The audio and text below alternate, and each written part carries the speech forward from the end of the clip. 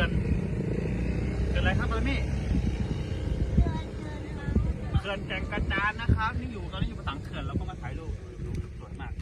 นะครับมี่เต้นเพื่อนด้วยครับถึงสนุกไหมครับสนุกไหมครับมานี่สนุกไหมครับลูก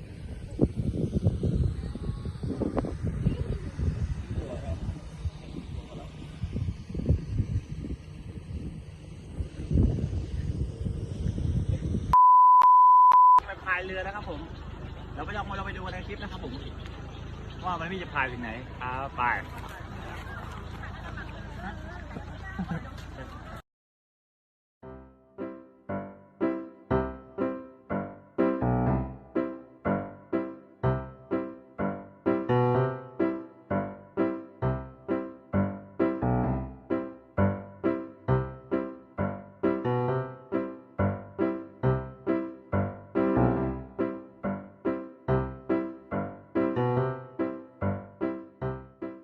มันล่องเรือนะครับตอนนี้อยู่ที่ไหนครับอยู่ที่เรือครับไม่ใช่ครับมันไม่อยู่ที่ไหนครับอยู่ที่ตอนนี้ร้อนแล้วดูแก่งกระจานครับจังหวัดเพชรบุรีครับ